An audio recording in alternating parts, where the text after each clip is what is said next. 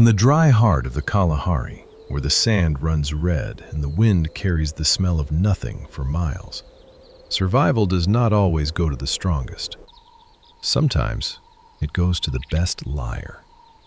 And in this corner of southern Africa, there lives a small black bird that has turned lying into an art form, a career, a way of life. It looks harmless. It looks, if anything, elegant. But behind its bright red eye sits one of the most calculating minds in the bush. This is the fork-tailed Drongo. And to understand what it does, you first have to understand the animals it does it to. Glossy black from beak to tail, with that long tail split like a fish's fin, and an eye the color of fresh blood, the Drongo is a familiar sight across the African bush. Farmers know it. Other birds know it. It is bold, loud, and unafraid, quick to dive at hawks and eagles many times its size and drive them off. But its boldness is only the surface. The real weapon is not in its wings. It is in its throat and in the sharp, scheming mind behind that crimson eye. Morning comes slowly to the desert. The cold of the night still clings to the ground when the first heads appear above the sand. Small, pointed faces, dark rings around the eyes, bodies no heavier than a bag of sugar. Meerkats. They rise out of their burrow one by one, blinking, shivering, standing tall on their back legs to catch the first warmth of the sun. For a few minutes, they do nothing but soak up the light. A little family gathered at the mouth of their underground home. There is an order to this family. A dominant pair rules the group, and around them cluster their grown offspring, their helpers, and the pups of the season. They babysit for one another, they groom, they squabble, they pile together against the cold. A meerkat alone in the Kalahari is a dead meerkat. Only the group survives, and every member has a part to play. That is part of what makes them such perfect targets. A social animal is a trusting animal. And trust is the one thing the Drongo knows exactly how to steal. Then the work begins. Because for a meerkat, the desert is a place that must be dug. Their food is buried, hidden under the sand and inside the hard ground. Beetles, larvae, scorpions, small reptiles. Anything with enough moisture and protein to keep a body running in a land almost without water. To eat, a meerkat must put its head down and dig, scratching at the earth with quick front paws, nose pressed into the hole. And here is the problem. A meerkat with its head in the sand is a meerkat that cannot see the sky. And in this country, the sky is where death comes from. Hawks, eagles, falcons, any of them can fall out of the blue without a sound and take a distracted meerkat before it even knows it is being hunted. So the family cannot simply feed. Someone must watch. One meerkat climbs to a high point, a mound, a dead branch, a tuft of tall grass, and stands guard while the others dig. This is the sentinel. It scans the horizon, it studies the sky, and every few seconds it gives a soft, steady call, a gentle note that means the same thing every time. I am here. I am watching. All is well. The diggers hear that sound and relax into their work, trusting the eyes above them.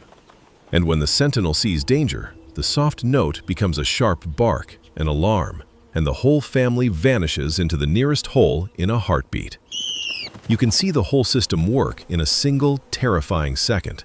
The diggers are busy, noses in the sand, when the sentinel's soft note snaps into a hard, ringing bark. There's no discussion and no hesitation. The entire family drops what it is doing and pours underground like water down a drain. And a breath later, the shadow of a pale, chanting goshawk sweeps across the empty sand where they had stood. The hawk pulls up, finds nothing, and beats away low over the dunes. Below ground, hearts hammering, the meerkats wait in the dark. Then, slowly, one head appears, then another, and the digging resumes. The alarm was true. The alarm saved them. This is why they listen. This is why an alarm call in this desert is a sacred thing, a sound you obey first and question later. And it is exactly that reflex, that obedience born of real danger, that the Drongo has learned to turn into a weapon. It is a good system. It has kept meerkats alive for a very long time. But it has one weakness, and the Drongo has found it. Watch the same patch of desert for long enough, and you will notice the blackbird arrive. It lands on a high branch above the foraging meerkats, folds its long forked tail, and settles in as if it owns the place. And in a way, it does. Because the Drongo is about to offer the meerkats a service, and then, quietly, rob them blind. The Drongo is a superb hunter of insects in its own right. It catches grasshoppers and beetles on the wing, darting from its perch in fast, twisting flights. But catching your own food is hard work, and the desert does not always cooperate. So the Drongo has learned a second way to eat, one that costs it almost nothing. It has learned to steal. And to steal well, it first has to be trusted. So it begins by telling the truth. From its high perch, the Drongo has a superb view of the sky, better than any meerkat standing on a mound. And when it sees a hawk approaching, it calls out. A real alarm, a genuine warning. The meerkats hear it and dive for cover, and moments later, the danger passes overhead, and they climb back out unharmed. The Drongo has just saved their lives. It does this again and again, day after day. It becomes, in effect, an extra sentinel, a second pair of eyes watching the sky for free. The meerkats learn to listen. They learn that when the blackbird calls, you run, and running keeps you alive. This is the foundation of the whole trick. Trust, built patiently, one true warning at a time. Trust in the Kalahari is not given freely. It is earned by being right when it matters, over and over, until the sound of your voice becomes the same thing as safety inside another animal's mind. The Drongo pays that price in full. For every meal it will one day steal, it banks days of honest service first, real warnings that cost it effort and return it nothing but reputation. It is playing a long game, and it plays it with a patience most predators never show. And then, the Drongo spends it. Here is how the con works. A meerkat digs up something good, a fat scorpion, a juicy larva, a prize worth more than the usual mouthful. The Drongo, watching from above, sees it, and it wants it. But it cannot simply swoop down and take it. The meerkat is quick, and it will not surrender a hard-won meal without a fight. So the Drongo does something far cleverer. It lies. It gives an alarm call, a sharp, urgent warning, exactly the kind it has given honestly 100 times before. And the meerkat, hearing that trusted sound, does the only sensible thing. It drops everything and runs for cover, abandoning the scorpion on the sand. There is no hawk. There is no danger. There is only the Drongo, dropping down the moment the meerkat flees, snatching the abandoned prize, and carrying it back to its perch to eat in peace. The warning was a lie from beginning to end, and it worked perfectly. Do it once, and it could be luck, but the Drongo does it deliberately, again and again, choosing its moments with care. On a cold morning, when the insects are slow and its own hunting has failed, the temptation grows, and the false alarms come a little more often. On a good day, with its belly already full, the same bird may watch a dozen scorpions come up out of the sand and never tell a single lie. It steals when it needs to, not simply when it can. That restraint is not kindness, it is strategy. Think about how much the bird has to understand for this to happen. It has to know that the meerkat has found something worth stealing. It has to know that a false alarm will make the meerkat run. It has to time the lie for the exact moment the food is exposed and undefended. And it has to be willing to burn a little of the trust it has spent so long building. This is not instinct blindly firing. This is a decision made in a small black head, weighing risk against reward. It is a form of thinking we are used to calling human. To lie well, you must hold two pictures of the world in your mind at once: the way things really are, and the way you want another creature to believe they are. You must build a model of another mind, and then fool it. For a long time, we told ourselves that only people could do such a thing. The Drongo, with a brain smaller than a walnut, does it before breakfast, and again at midday, and again whenever the desert turns mean. And it does not stop there. Because the Drongo has one more talent, and it is the talent that turns a simple thief into a genius. Any con that is run too often stops working. If the Drongo cried wolf every 10 minutes with the same call, the Meerkats would soon learn to ignore it, and the game would be over. The animals of the Kalahari are not stupid. They adjust. When a false alarm is not followed by a real predator, they grow suspicious of the voice that gave it. So the Drongo faces the oldest problem of every liar. How do you keep lying to someone who is starting to catch on? The Drongo's answer is astonishing. It changes its voice. The fork-tailed Drongo is a gifted mimic. It can copy the alarm calls of other species, and it has a whole library of them stored in its memory. It can imitate the alarm of another bird. It can even imitate the meerkat's own alarm call, the very sound their sentinel makes when a real hawk appears. So when the meerkats begin to tune out the Drongo's own voice, the Drongo simply switches. It cries wolf in someone else's language. It throws out the meerkat's own warning, or the warning of a species they still trust. And the meerkats, hearing a fresh alarm from a fresh voice, run again. And again the food is left behind. Researchers who have studied these birds have counted dozens of different calls in a single Drongo's repertoire, true ones and stolen ones mixed together. The bird uses them like a con artist uses disguises, changing faces whenever the current one wears thin.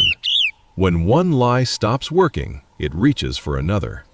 It is deception layered on deception, and it allows a single Drongo to keep robbing the same group of animals over and over without ever quite breaking the spell. Picture the moment. The Drongo has already fooled the group twice with its own voice, and now a big male meerkat has begun to ignore it, digging on even as the black bird calls above him.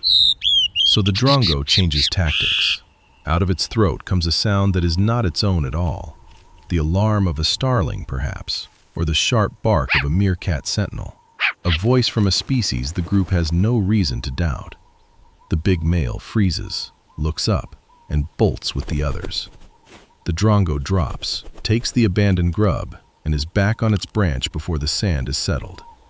It is told the very same lie in a borrowed voice, and the borrowed voice made the lie new again. But here is the part that makes the whole story remarkable, the part that lifts it above simple theft.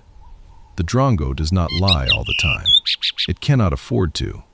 If every call were false, trust would collapse completely, and a call that no one believes is worthless. The Drongo's entire livelihood depends on its warnings being believed, and a warning is only believed if it is usually true. So the bird walks a careful line. Most of its alarms are honest.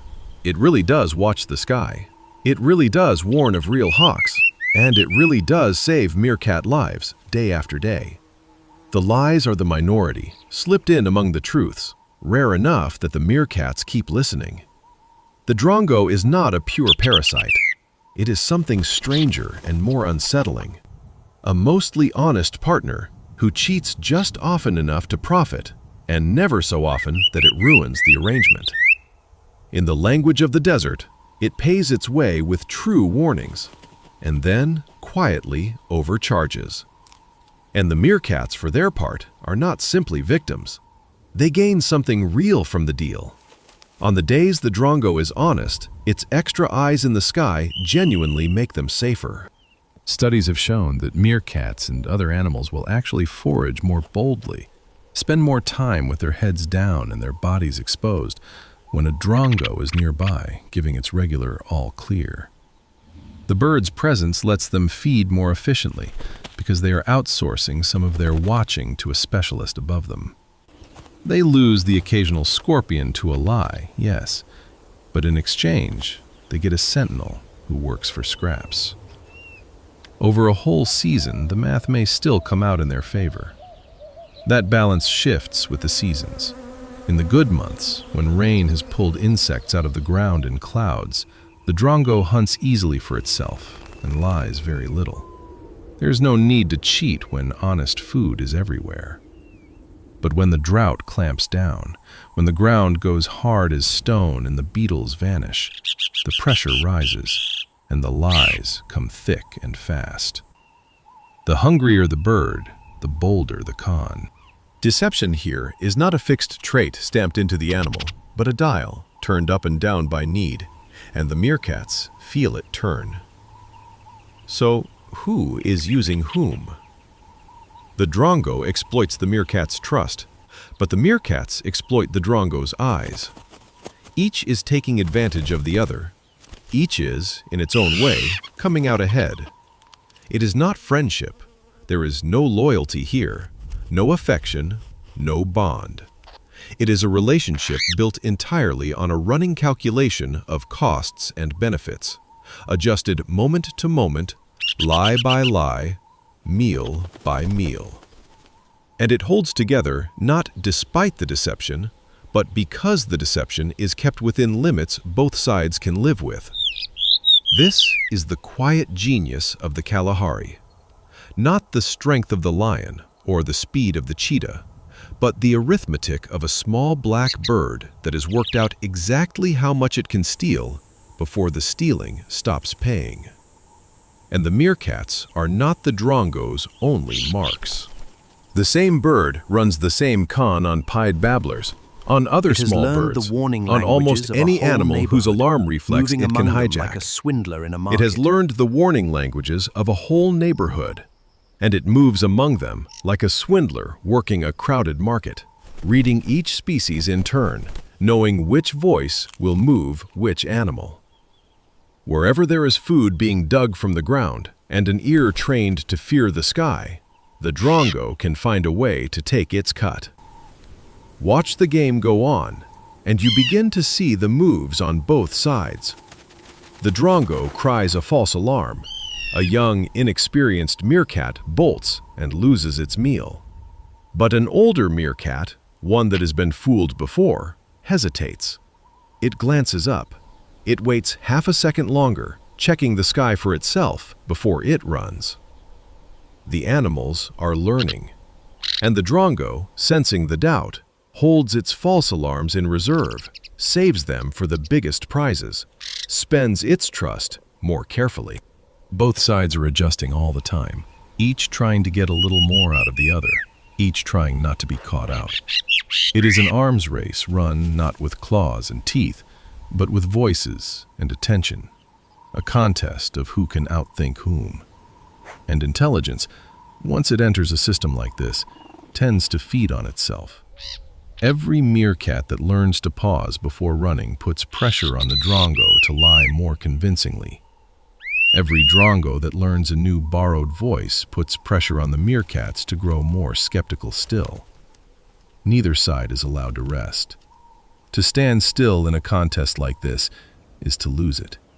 And so both keep climbing, season after season, each made sharper by the sharpness of the other.